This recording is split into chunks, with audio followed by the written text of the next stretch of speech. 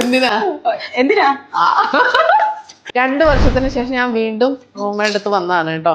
2 വർഷം മുമ്പ് നമ്മൾ മൈക്രോബ്ലേഡിങ് ചെയ്ത് നിങ്ങൾക്ക് ഞാൻ വീഡിയോ ചെയ്തിരുന്നു. അന്ന് കുറേ പേര് വന്ന് കമന്റ് ചെയ്തിരുന്നു, അന്നമ്മയെ പറ്റിച്ചു, ഇത് കളറ് പോവും, ഇത് ആജീവനാന്തം നിൽക്കൊന്നുമില്ല. ഒന്നാമത് റൂം എൻ്റെ അടുത്ത് പറഞ്ഞിട്ടുണ്ടായിരുന്നു, ഇത് പിരികം ത്രെഡ് ചെയ്യണം, ഷെയ്പ്പ് ആക്കണം എന്നൊക്കെ പറഞ്ഞിട്ടുണ്ടായിരുന്നു. ഞാൻ ഒന്നും ചെയ്തിട്ടില്ല.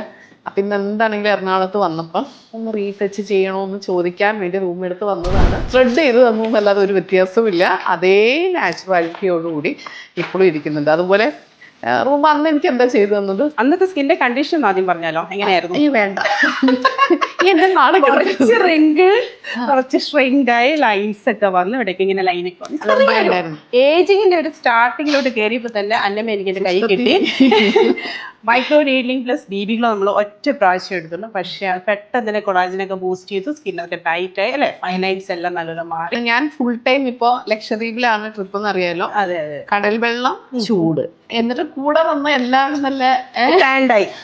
എനിക്ക് മാത്രം സത്യം പറഞ്ഞിട്ടുണ്ടെങ്കിൽ അത് നമ്മൾ അതിന് വ്യത്യാസം നോക്കിയാൽ മതി. ഇതുണ്ടോ,